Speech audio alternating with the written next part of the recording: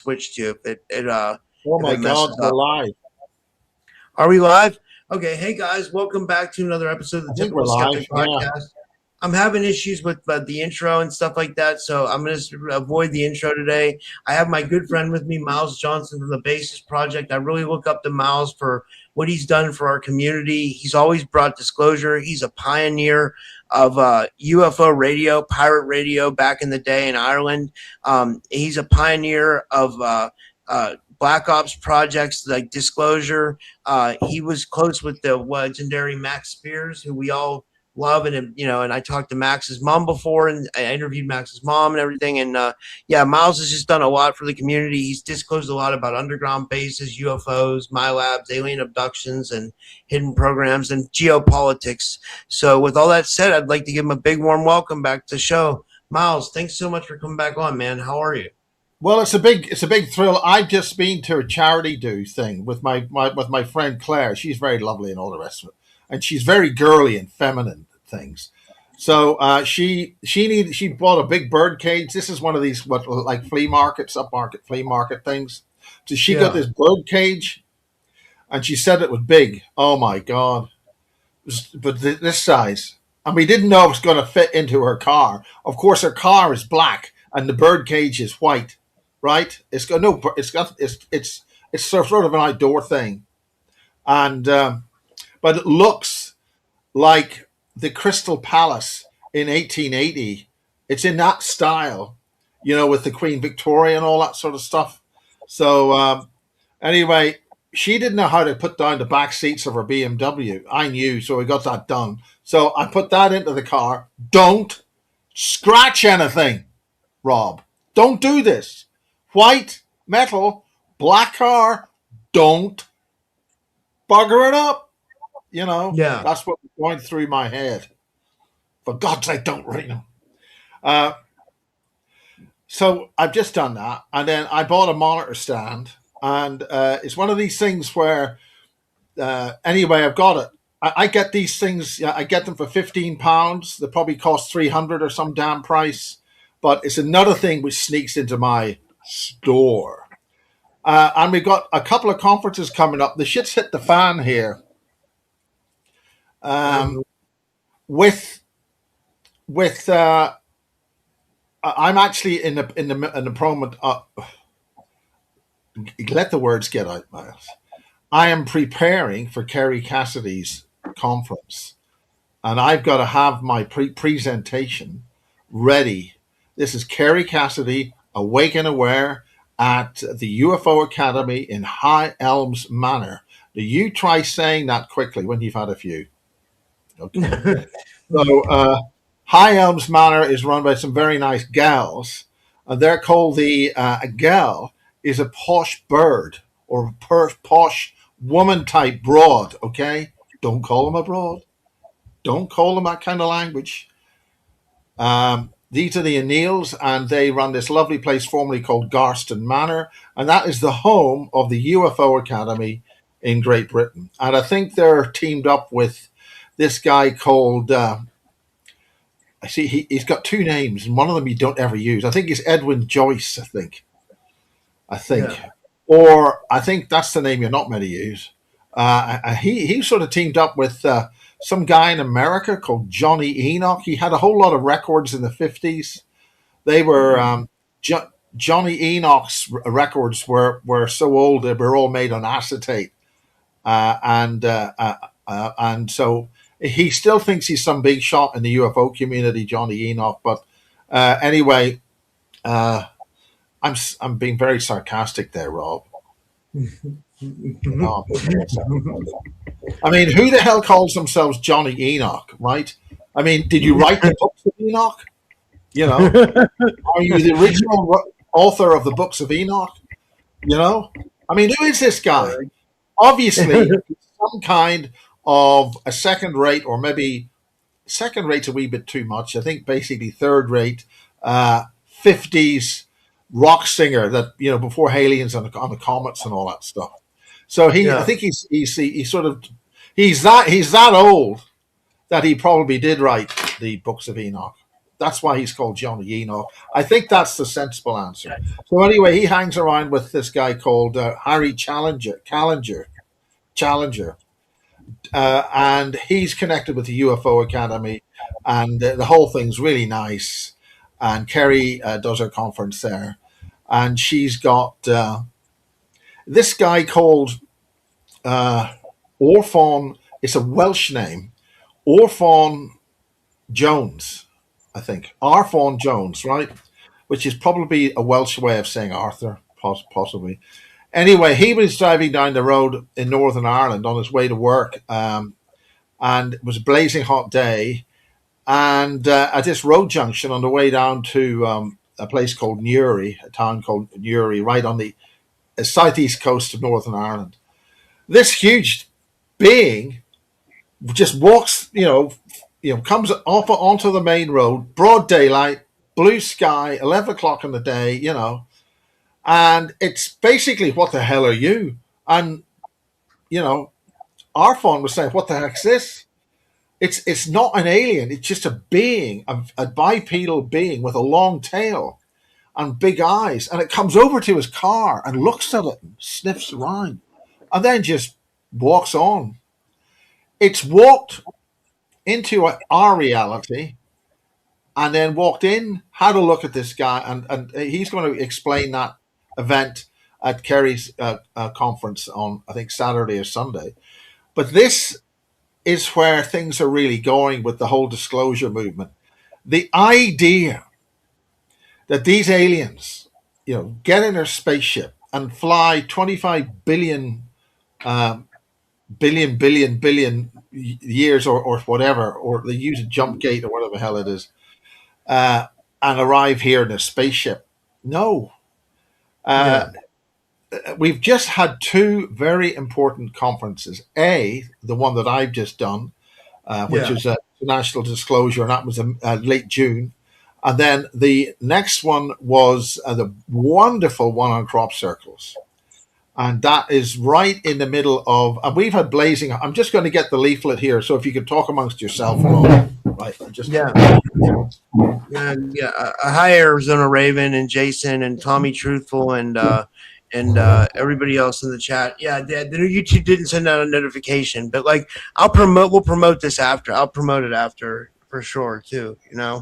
We just had this, and this is with loads of Americans there, a load of Dutch people, and we've had a lot of crop circles, and this is the Crop Circle Exhibition Center. Now, if you look in there, those are standing up, immaculate photographs and text and information in this exhibition center. It's absolutely first class, and it's right in the middle of Honey Street, where we had the Barge Inn. That's famous for being on TV and Circle Makers. You're going back to the 90s. But the other big thing about this is it's right beside the East Field. And the East Field was registered as one of the largest fields in Britain during the Norman Conquest. I think it's in the Doomsday Book or whatever. And this is where the Led Zeppelin cover, the crop circle on that, was made. And it's had a whole history of crop circles and all sorts of things. It's also one of the things I'm going to be talking about. The key thing is that, basically the cat's out of the bag. There were a team of researchers who were engaging with interdimensional ETs, interdimensional greys, and all the other ones, right? Wow. They were doing that for over 10 years at Avebury. And Avebury has got the main features around Avebury. And again, this is mimicked on Mars at the place on Mars, Cydonia on Mars. And Richard Hoagland and a whole lot of stuff's been explained about the Mars stuff. And there's even more and more and more stuff about organized, structured civilization remnants on Mars. That's what they're only allowing us to talk about at the moment. So to have this, over 10 years of work, research, engaging interdimensionally with these beings. And I mean, one of the guys I interviewed, a guy called Phil Graham, he sort of resurfaced about 2 months before the conference. And I did an interview with him, and he was going to be talking on the Sunday. And suddenly he's not there, and he's not there with his other companion who did all this work. Now, a lot of this was researched by Dave Hodrian of the Birmingham UFO group. So that's on their website. And this goes back 10 years. So their website, Birmingham UFO Group, BUFOG Group. And that's a really good, solid research UFO society in England, the middle of England. But the bottom line is that the concept of ETs being with you all the time, they're just in and out of the veils. I mean, this isn't rocket science. I mean, there's been a large number of cases with abductions.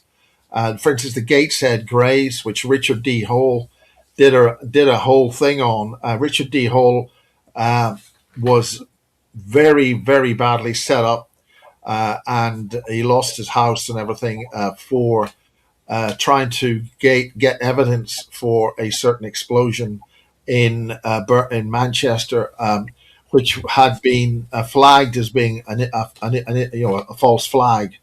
And anyway, the BBC did a whole hit show on that. But the bottom line is he had a case during World War II. There were a whole bunch of Greys in a town called Gateshead. They didn't come in a flying saucer. They came in using a portal. And this was when the Americans were arriving, and they were all going through the streets of northern England. And these Greys were part of the crowd. And these kids discovered these Greys. And there's a whole interaction. And then the Greys left, but one was left behind. And this Grey was left to die. It was near a church. And Richard D. Hall did a whole research on this. And this is all before this Roswell shite, So this is happening time and time again. They arrive through gates. And then one of the people I'm going to be speaking in the autumn in the autumn conference, which is we're going to hold a conference on the 5th and 6th of November. And there's a whole new group, a whole new demographic. We're going to hold a really high level conference in September. And now that's going to be at the Devices Rugby Club, which is a very nice club. It's called Rugby, Rob. Rugga. Rugga. It's not American friggin' football. It's rugby. You speak that cool in a respectful manner with cucumber sandwiches, and when you have your cup of tea, your little finger is pointing out. Now, that's where to illustrate that, I'm going to get a goddamn mother effing big mug from Tampa, right? Yeah. I wanted to ask you. Oh, is that from Tampa? That's cool. Oh, that is so cool. I missed that. The last thing I bought at the airport from Tampa Bay. Fantastic. You guys in Florida know how to have a good time. We had fun last year, right? We had a blast. I was and that's why I wanted to bring up, Miles. Like, I was talking to Anchor Haven, and she told me that you said you want to do like an American tour, and if you do, I would definitely help you with that. Whatever. Well, whatever I think listen. The last time anybody relevant went to the United States, you all got out and said, Paul, Beatles, When I fly to the United States, I don't think that's the reaction I get. I mean, strangely, I don't know. But the main thing is that if we can get a good team and get a couple of good ground crews, I'm suggesting we do it in Toronto or Vancouver. That's part of the friggin' empire, okay? Okay, but that's still a very hot topic at the moment. Yeah, because I know your president. People understand. Why is he acting like this? This is all about the American War of Independence and the British Empire and the City of London. And that's a real and present danger for us all. But we've said enough about that, to quote somebody. So the idea is to see if we can get a couple of maybe 3 venues, East Coast, West Coast, United States, Canada, and see if we can put this as some kind of a tour and try to bring the cutting edge of the Basis Project. It's not too much for you, Rob. Was that too much? Did I shout too much there? No, And see if we're going to do that. At the moment, we've got another conference in autumn, in the autumn, 5th and 6th of. You got some guy called Brad Olson. Have you heard of Brad Olson? I know Brad. Yeah. Yeah, because he keeps wanting to come to England because he's in a romantic frame of mind. Wow. And what have I got to do? I've got to help this guy, you know. Yeah. Well, and then we got Laura Eisenhower, and the point is we're going to have a really hot Power Women Day with Sandy Adams and Lucy Wyatt. Lucy Wyatt's explaining how this deep state, this doom cult, way back, they were thrown out of the Vatican. They were so bad and evil that the Vatican threw them out. That's how bad things were. And they set up shop in Venice. In other words, literally, they went to the swamp. And that's really what the swamp's all about. The doom cult, the Venetian doom cult. And they're the real SOBs which want to wipe us all out. And then we got the Fabians and all this sort of stuff. The Fabian agenda, you know, Shakespeare. All of this is relevant to the whole disclosure thing. This is the scope that we're talking about. So, and then this connects in with the United Nations. It connects in with Prussia, in which before Germany united, and that was just in the 1800s. And then, of course, we had the First World War and the Second World War. This is all extremely relevant as to how we had the Second Reich, Third Reich, the Fourth Reich, and James Casbolt said the Fourth Reich has long expired. We're in the fifth.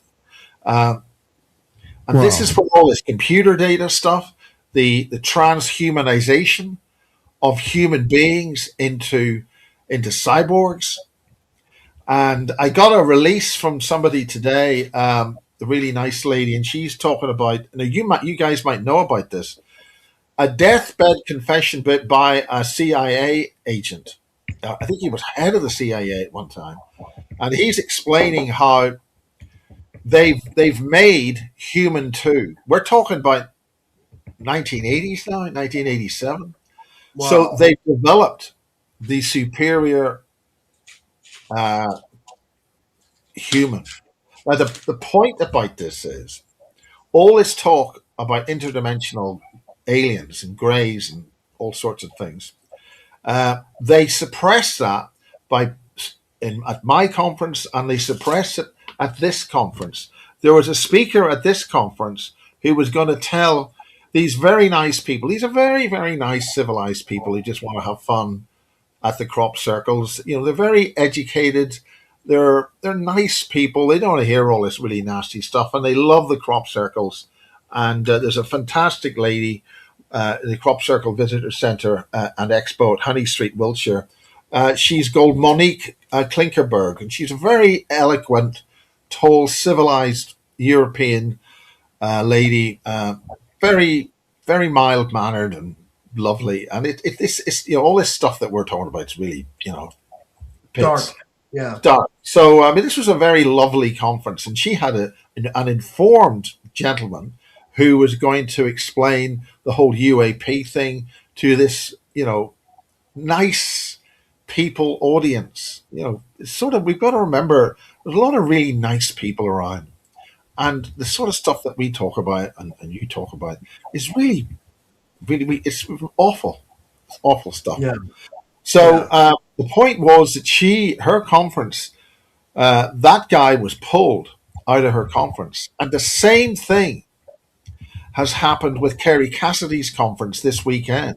One of the speakers has been pulled, and my dear friend Colin Wolford, he's going to be speaking at her conference. I'm speaking, I think, on the Saturday, and he's going to be speaking on the afternoon. So the point is that this idea of interdimensional aliens being in Yeah. contact and being involved with the elite. Because the other thing that I found out and realized is there are huge sections of complex structures across the British countryside, all over the place. And the Yeah. key to the control structure are the mansion houses, the big country houses. They are the alien control infrastructure of what's controlling everything. Okay. Whoa. What's a mansion house? I've never heard of A that. mansion is these big, they're not A mansion. mansion. Sorry. I thought you said. I'm sorry. I got you. Okay. Sorry, it's my Belfast accent. Well, Well, you well, guys I'm going to give you a you hard guys time have, every so often. well, wait. I You mean, guys have the castles, right? And you have the castles. yeah, well, in the Europe. castles, yeah, but the castles fell out of use, and a lot of them were then developed into big mansion houses, Okay. huge country estate houses, and they almost are like they're they call them a pile, a big pile. It's a massive pile of bricks, huge Yeah. houses, and they have a huge Yeah. infrastructure underneath, and there is esoteric uh, uh, meetings and connections there in these huge country estates. And essentially, the plan for the United Kingdom is to basically kill off 95% of the population, and the only people who are going to be left are these elite, and they only need 15 million people, and that's the idea. And this is the whole purpose of this European war against Russia, is so that we will have a nuclear war, because they want to kill off 95% of the European population, the Russians and the associated other countries. The COVID thing, the injection has not succeeded in killing off enough people fast enough, and that's really what they're planning to do, and they want to action this very quickly now. They have a timetable of 2030, and this goes into this lady Sandy Adams.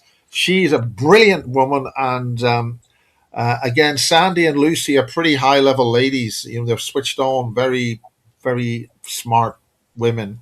And of Yeah. course, you combine that with Laura Eisenhower, and there's another lady I want to get in there, and you're dealing with really, you know, power women, not messing about, and that's what I want to bring together. And there's another group which we're hoping to get the ball rolling on that in the middle of September, completely different group, and getting this information to a much wider and more important demographic with the best will in the world. Us UFO nutters can say that what the hell we like, but we're not getting the message to a wider audience, which is now desperately seeking information. And in this country, they've demanded that the only kind of news which you're allowed to broadcast has gone through the censorship of the BBC. I mean, we've got independent news stations here, and now they're being effectively closed down. The same sort of thing is happening in Germany. I mean, I don't know how long we're going to be able to do things like this. Yeah. If you say anything, or if you've got any kind of information that you maybe looked at or received a message from somebody, or on something which somebody somewhere is deciding, oh, that's enemy of the state. This is pure 1984. And this is Yeah. why the other thing we had a couple of days ago was Bob Osborne. Now, this guy, Bob Osborne, down at Zenner, he has done a huge amount of lifetime research on this whole cult and the Fabians. And this connects with the kings of England and in Europe. the Fabian agenda is the 1984 nightmare, the technocratic nightmare. And this comes out of Switzerland and Austria in the middle of the 1800s. Something really bad happened in the 1800s. And of course, you got another guy called Guy Anderson. Have you had him on? Yeah, I read Guy on. Yeah, I like him. Yeah, yeah. He is talking about this massive Tartarian thing, something big, and that's when we had the Carrington event.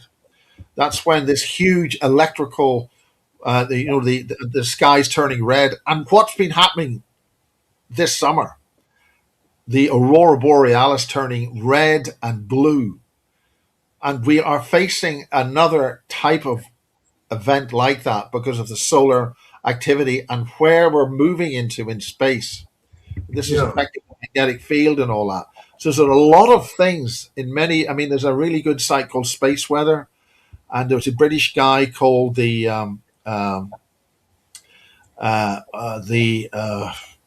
I keep on having. I think he's closed it down now. It's the oh if I don't have these things written down, I don't get it. It's the something or other observatory, and he's been the only source of information on the physical magnetic motion of the magnetic north and south poles. And the last stuff he was, I think, published was it's off to 40 by 40 degrees, 39.9 whatever, and a couple of seconds of arc. And that's a huge movement of the north and south poles towards each other. And that has a really serious effect on the upper atmosphere, which is why we're getting an awful lot more water. When you have the magnetic field is lessened in some areas of the planet, i.e. the Atlantic, it's reduced by approximately 25%. And nobody's talking about this stuff. Very few.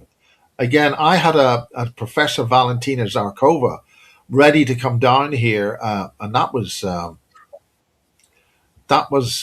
think that was possibly 2021, 2022, and they stopped all the trains from London, so she couldn't get down here. That's an MI4 job, I think. Yeah. They just said, right, all the trains to Pusey are not running. And she was on the phone. She was very distressed. She'd come down on like a 5-hour train journey from the north of England. And she's a very fine Ukrainian, actually, solar physicist. And she's published all this stuff, peer-reviewed in Nature and all that. And all this mathematics, says we're heading for very cold weather in a 33. There was only going to be 2 solar cycles. That's 22 years. It's now going to be 3 solar cycles of the temperatures progressively going down. Nobody's allowed to publish the low temperatures. We've had low temperatures here, going down to very, very low levels overnight, and frosts and the lack of growth of stuff. You know what, Miles? We had that too. It's so crazy you said that. Like, I don't know what's going on here in Pittsburgh, but I sometimes think the East Coast mimics the East Coast of the United States mimics some parts of like Great Britain sometimes. Maybe because the continents were all connected at once. But let me tell you what's going on here. Like, well, they were. I mean, like, the rocks in Loch Ness are the same rocks that were in Nova Scotia. Yeah, yeah. I mean, Iceland up there is expanding by inches all the time. Yeah, but we're getting that too. Like right now, it's hot as hell. I don't have air conditioning. I mean, I have air conditioning in my apartment, but for whatever reason, it doesn't work in this studio here. But what I wanted to say was, it's like 90 degrees during the day. Then at night, it gets freezing cold, and it's like frost. Like, why is that happening? I wonder what's going on. Do you think? Like, well, you see, this is what happened in the Iraq War. The SAS went out there, and they packed for desert. In other words, they didn't pack anything for cold weather. In the desert, it freezes. At night, it drops. The temperatures drop because there's nothing there to hold the heat. Yeah. If you're in an area with large amounts of water and you've got an awful lot of vegetation, that holds the heat. But where we were, you can feel the wind. It's ice cold. It's a biting, icy cold. when this cold wind. In fact, I can feel it now. We're here at just 30 degrees Celsius, but there's a wind that's just coming through this door, and it's cold. It's a cold.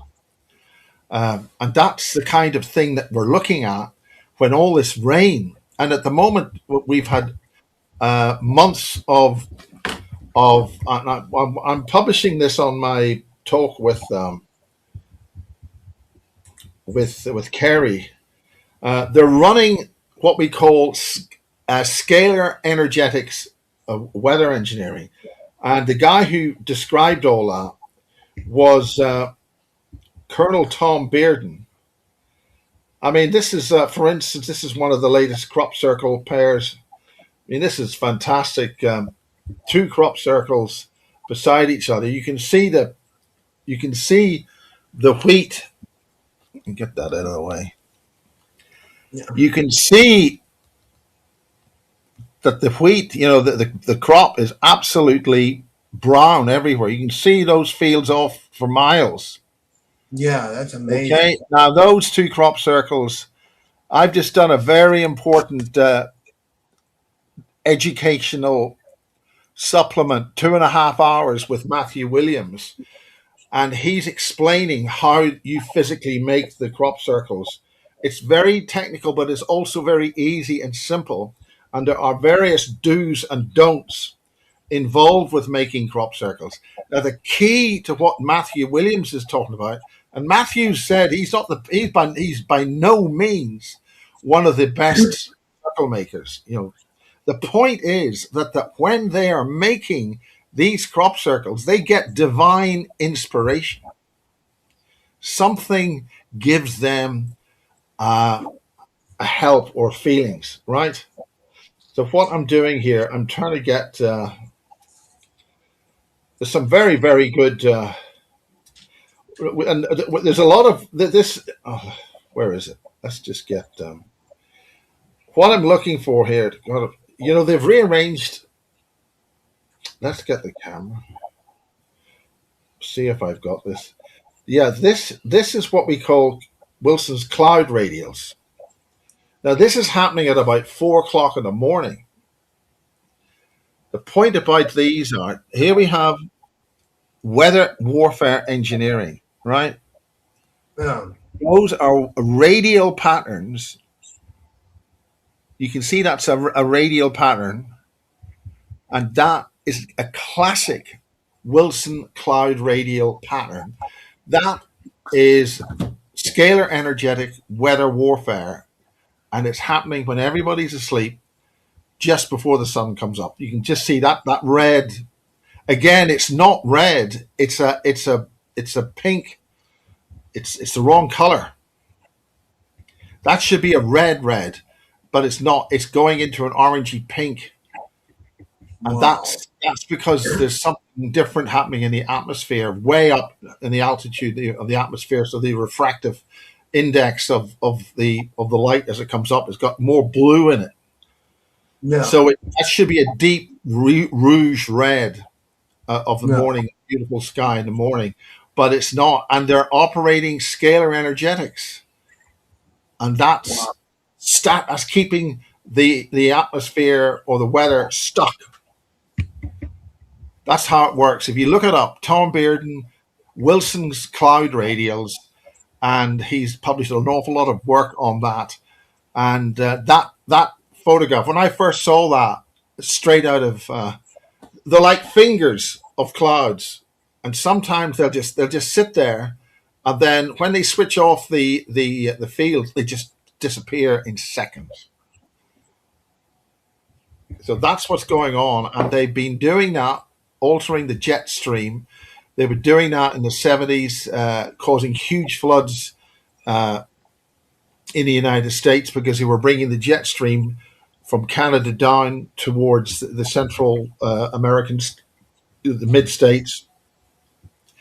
And that kind of warfare, it only stopped when we had Chernobyl, because Chernobyl was the nuclear power station driving one of these massive transmitters, which have been on National Geographic, abandoned engineering sites. They're showing you the antenna, but they're not telling you what it was really used for. These are massive structures which control low frequency, huge amounts of power, gigawatts of power, and that has been used to control a thing called scalar energetics. And that's or a thing called longitudinal waves, not electromagnetic, but there's electromagnetic in there. But we don't want to hit too many. But that's being used for weather warfare, and those energetic beams can be used if you bring them down. They can be used to generate earthquakes. And that happened. Then there was the Kobe earthquake. I think it was in Japan. And that wiped out the microchip memory computers factories at the time. Now, what I've just been told this afternoon when I got these SSDs, that they're creating an artificial shortage of memory because they don't want to be supplying the general public with fast memory. So what they're doing is the three companies have got together, and they're only going to be supplying fast new memory devices to the data centers. So now the EU have issued a fine of 300 million euro against these companies, which is a pinprick. It's like a cup of coffee to them. So that's the kind of thing now that we can expect domestic computer technology to be starved because they don't want you to have these fast computers. They don't, and this is one of the ways we've got all this technology. I'm using two laptops here, which are 10 years old, but I can upgrade them and put better chips or better processor or whatever. And you're not going to be able to do that soon. It's going to make it prohibitively expensive. Wow. So the point is, we're then going to have 2 more disclosure conferences before the end of the year. The basis one will be in November, but this new group, we're going to bring in different bunch of people, and we're going to coordinate that and see how we can do that effectively into a different demographic, and we'll see how that's going to work, because we've got to start talking to the everyday person with hard reasoning and no la-di-da stuff. It's got to be something that's going to not drive them round the bend and run 100 miles. We can talk a lot of this stuff to ourselves, but if you're going to be actually talking to sensible everyday people who've got an educated brain, they've realized something is really badly wrong, but they need to be able to get information which isn't going to just they're just going to reject. Oh, that's just stupid.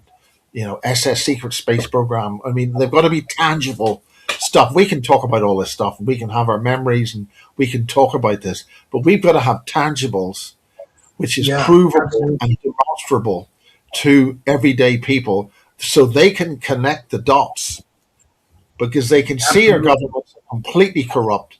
They're crazy. They're behaving like idiots.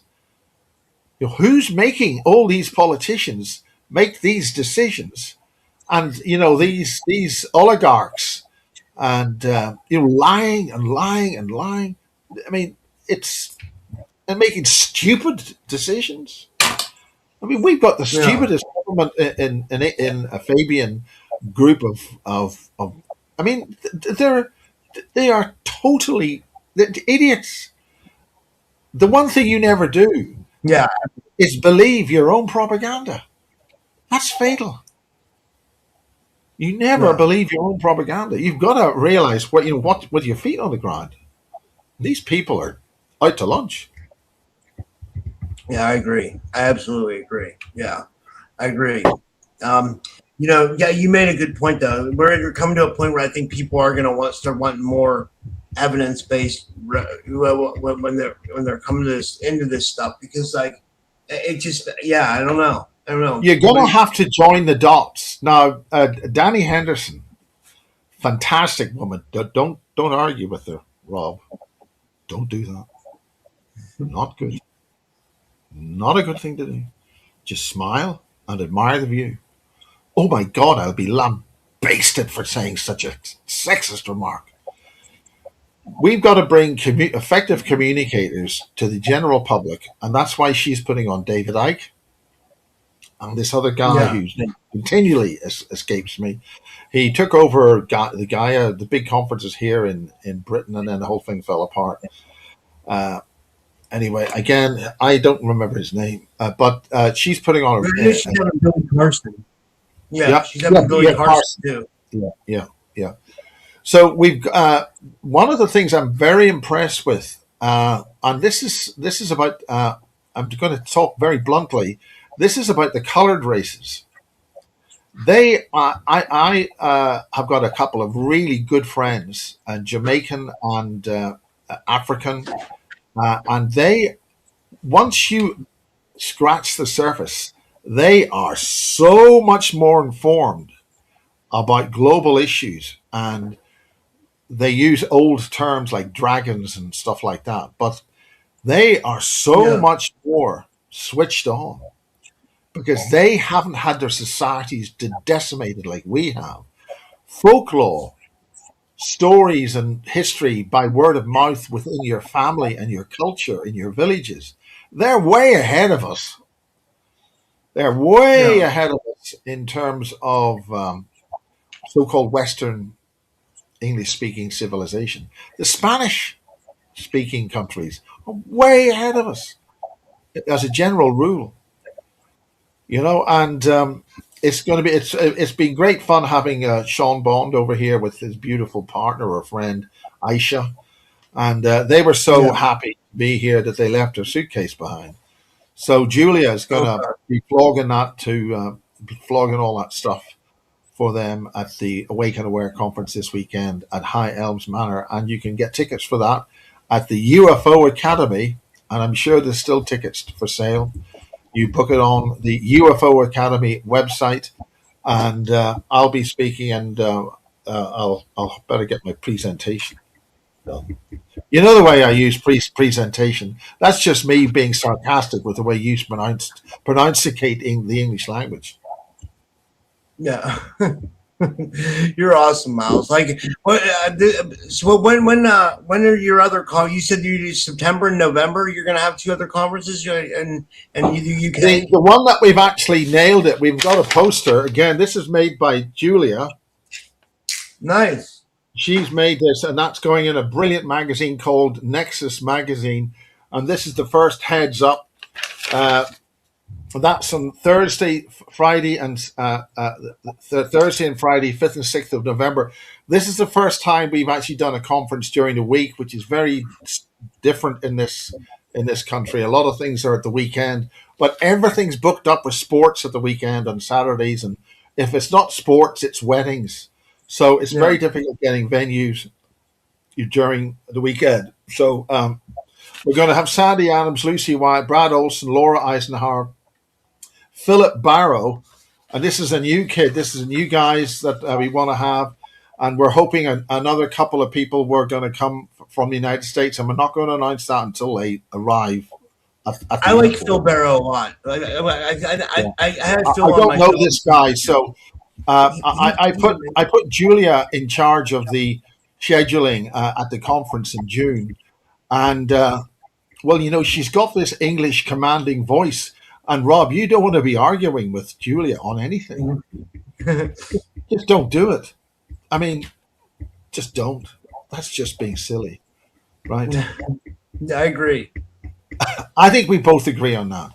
And when she gets on stage and she speaks, you do what the woman says. And the same with Danny Henderson. Do what the woman says. Don't argue. Just sit down and shut up and listen, right? Yeah, absolutely. I can hide because I'm controlling the cameras and the equipment, you see, so I've got an excuse. But the likes of you have no excuse at all, Rob. Whoa! Is that shirt from Florida too? Is that? Did you get that when you were in Florida last Actually, year? I think, yeah, I think it is. Good I vibes. love that. That's cool. And I've got another one from my friend. She's very beautiful, lovely. She's very switched on, very tall, and beautiful girl. She used to do a lot of dancing at one of the Rhino clubs in England, and she bought me a Jamaican T-shirt with all the Jamaican colors and stuff. So I'll wear that. I used to do a pirate radio station in my bed out of my bedroom in Wow. Belfast while I worked for the BBC, and a very popular guy in Northern Ireland called Terry Hooley. He did Rastafari and played his reggae show out of my mixing desk. We had a 50-watt transmitter and an antenna on the roof, which made it about 150 watts effective radiated power right in the middle of Belfast. And in order to prove that I had nothing to do with this, I mean, the army and the communications people can find this, in seconds. So it's not as if they didn't know it was happening. So I had to go down. I've said this many times before. In order to prove that I had nothing to do with this, I had to go to the BBC club in the centre of Belfast and drink the place dry of Guinness. That was my social responsibility to save. I'm sitting here saving the world, but just because nobody would possibly know it could have been me. So anyway, that was when life was fun, but it's not fun now. We've got a lot of really bad things going on with a lot of really bad things.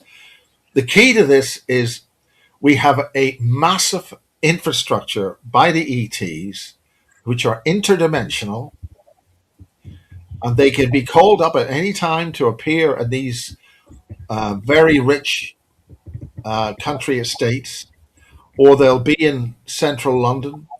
And John Whitberg has identified a number of them, and they operate in pocket dimensions.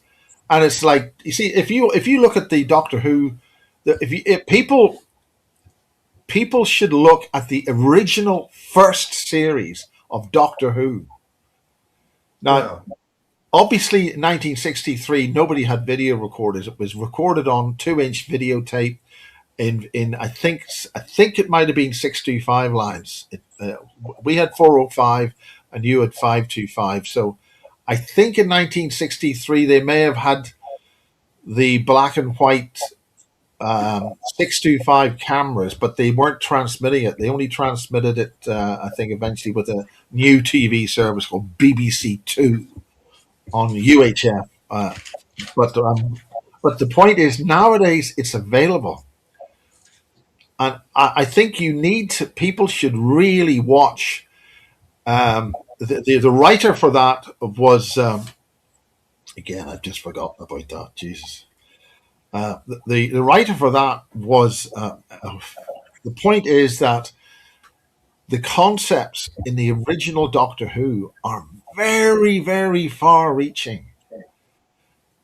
And people should look at that very carefully, because the BBC has been blowing whistles to give the BBC credit where credit is due.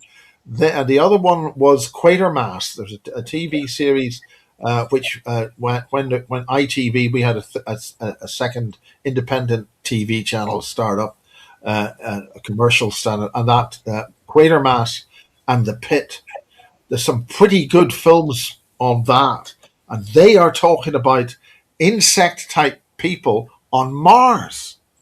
Holy shit. What the hell did they know in 1962 or 58 or whatever it was about insect people on Mars being wiped out? Now, and what's more, that they were operating with this thing around this guy's head with all these wires and things in it.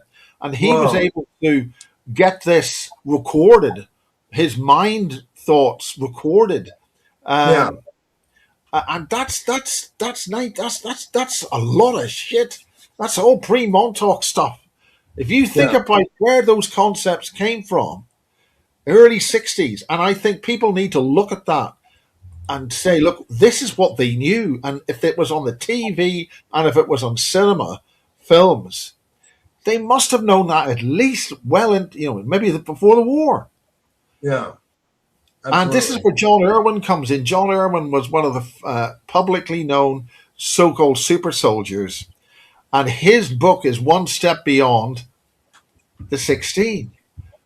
And one step beyond, he explains, is one step beyond death, where their bodies are trained with this fantastic fighting technique called the machine. Then they bring you back in, so then you then learn and know that the body can then do this amazing stuff. And of course, 10 years ago, Max died. I think it's more than 10 years, whatever. But with Max, they did a one step beyond. They brought him beyond death. He died. They looked at his programming to figure out what he had been trained with. Remember, John Irwin is talking about this stuff in 1957. Wow. Okay? 1957, British military are doing this sort of stuff. Okay? So then they brought Max back, but they didn't bring him back properly, and they didn't get his body properly re-switched on, that it was living. It had a living soul in it. And that's why all that fell apart, and that's why he died a second time. And that's why when he, within minutes or half an hour or a couple of hours of him dying for the second time, because his body was already necrifying. The body hadn't been told properly that it was needed. So the body was in the shutdown mode. And that's where all that black stuff came, and he was vomiting. So literally, Max, when he was brought back, was literally a living dead man. Whoa, holy shit. Like a zombie almost. Well, it was beyond that, because he'd been brought back almost completely, but they didn't get the thing right. They didn't get the process right, which is why they tried to bring him back again. But the body had been, they screwed up. They wanted to get him back. And Max was there, but he didn't want to go back into that body.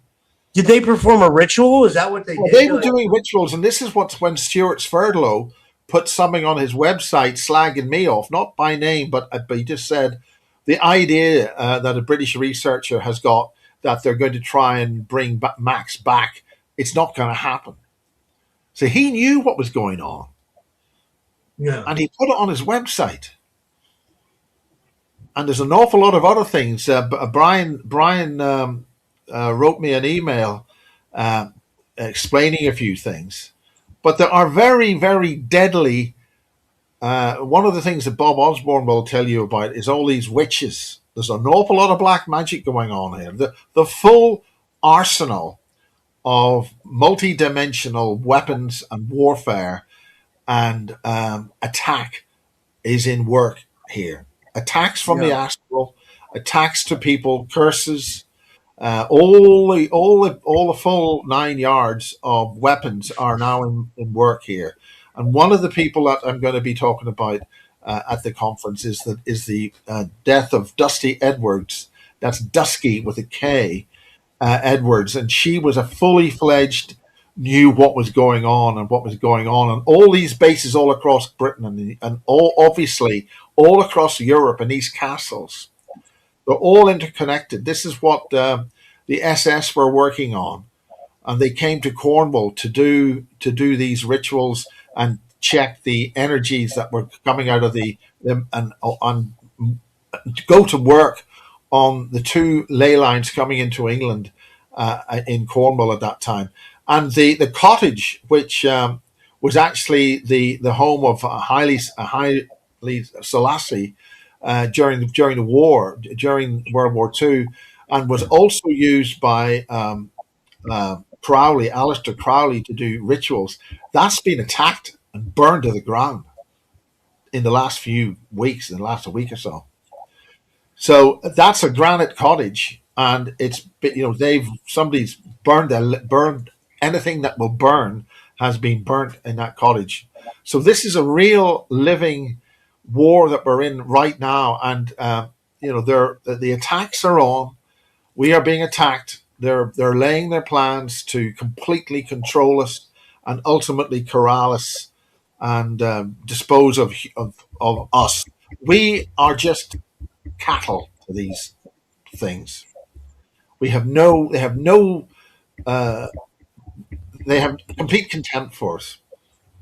So we've got to learn, understand, and study what's happening, and then come up with a solution. And the one thing we're going to do is not tell anybody on shows like this what we're going to do. We Yeah. are in a state of existential extinction, and things are moving very quickly. And we've got to wake up and smell the coffee. Yeah. Oh, I'm very serious about that. Dusky I agree. Edwards taken out, you know, uh, uh, Wilcock taken out, and the other guy taken out again. Dan Willis. Dan Willis died recently as well too. Yeah. So we've really got to work out what's going on, come out of fantasy land, and really get measurable, real, in your face, protect ourselves, and take on the enemy, or we're toast. I agree. I agree 100%. Yeah. Well, this was awesome, Max. I mean, I might say Miles. Why did I say Max? Because you look so like him. The way the light goes right, it's the way the computer monitor works on you. I mean, folks, this guy is not Max, right? He does not look like Max. He doesn't walk like Max. But it's a usual thing. Look like a donkey, smell like a donkey, must be a donkey. And Rob, you're not a donkey. You're awesome, Miles. Yeah, do you want to tell people where they can follow you? And thanks, man. This was awesome. It's basistv.com. Now, there are some of the videos that we put on basistv.com which are free to. It's a paywall site because we've got to pay for the the server time and all that.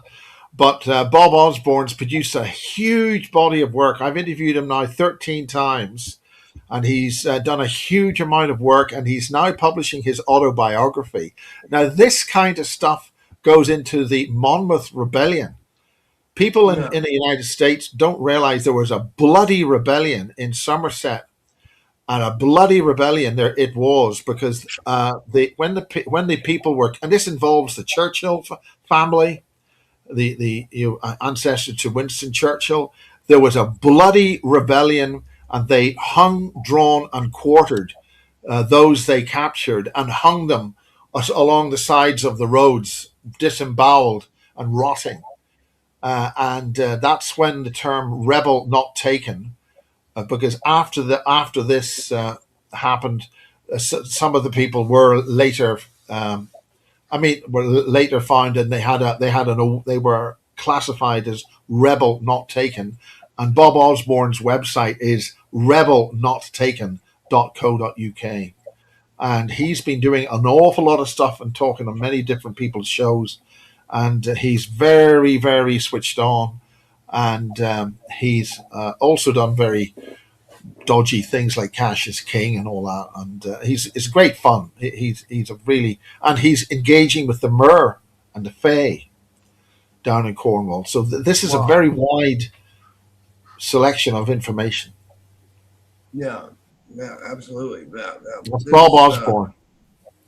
I saw your interview this morning. Yeah. I saw your interview with the recent one on your channel. That's Food for Thought. Food for Thought is a new radio station online, and it's got a lot of the good and the great in this wider community of people who are realizing what the hell's going on. So they've asked me to do the wacky stuff on a Tuesday night, and I call it Basis Actual because some of those interviews are actually the first time I've talked to somebody on a given subject or whatever.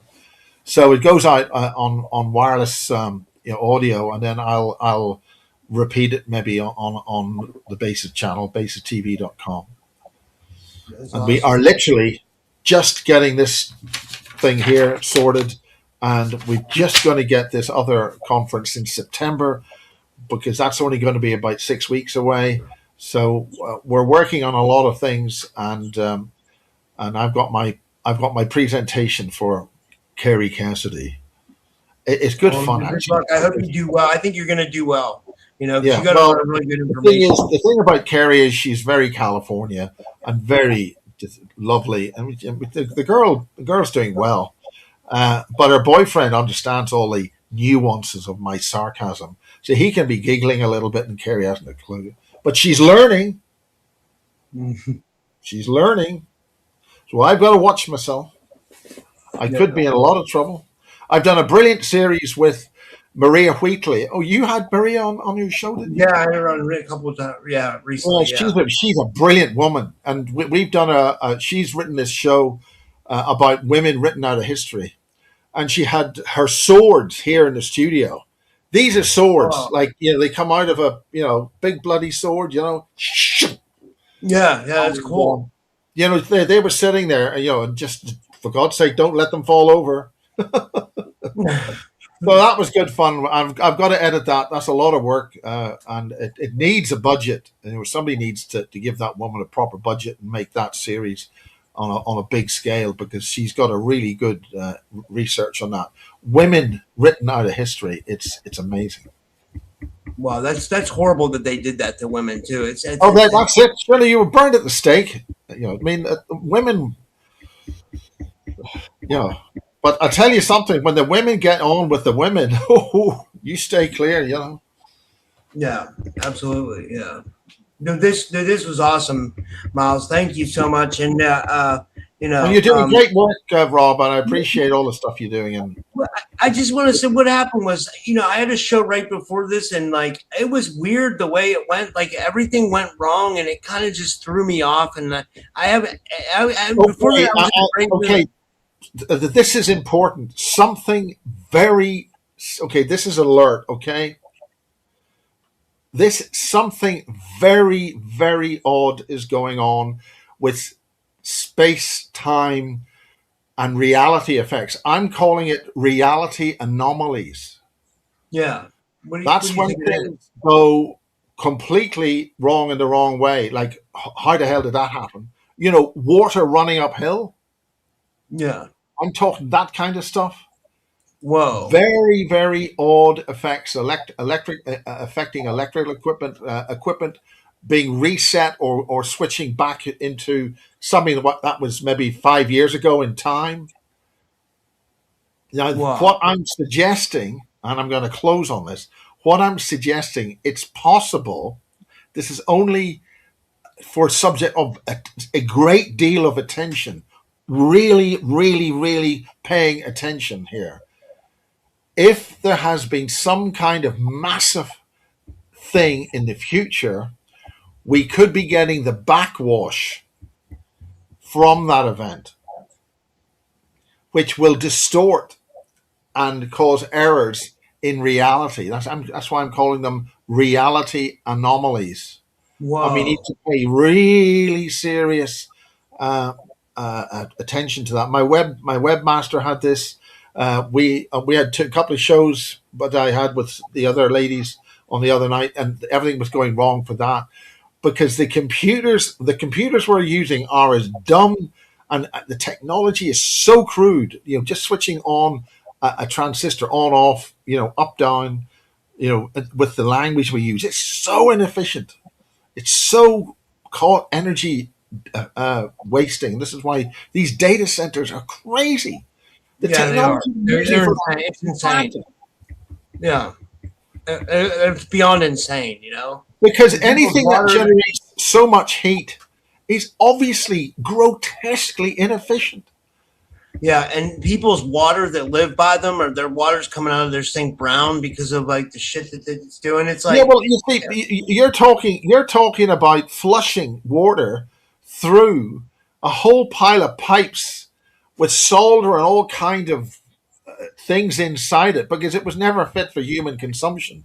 You go inside the pipes of all these cooling systems; they're full of all sorts of garbage and soldering and poisonous in those pipes Now, once they flush all that stuff out, it's like the stuff in your domestic radiator system.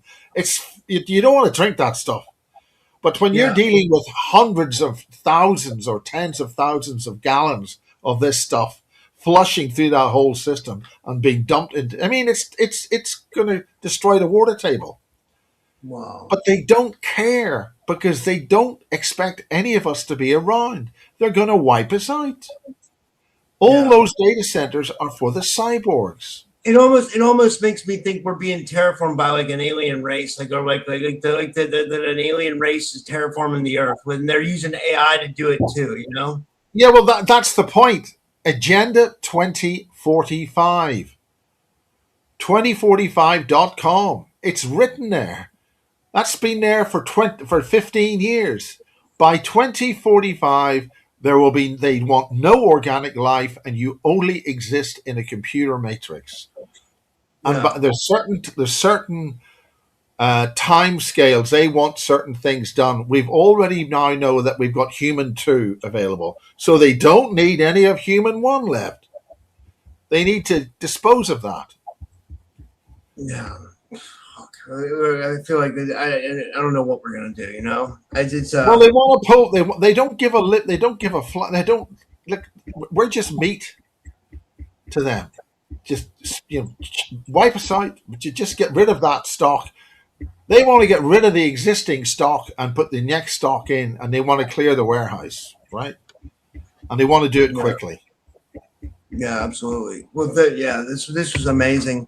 Thank you so much, Miles. Yeah, and thank you, and good luck with Carrie's conference. I hope it goes well. You know, I really goes. It's very nice. This is a beautiful manor house. They've got a lovely lawn and big old trees, and it's run by some very nice people, the O'Neill sisters, and everybody's in a civilized, polite English manor house. It's lovely.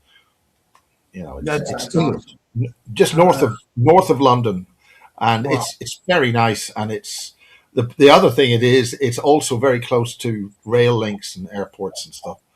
So it's a really lovely place. And Kerry's been doing that conference for quite some time there, and I'm very honored to be invited back. You know, you can be invited once, Rob,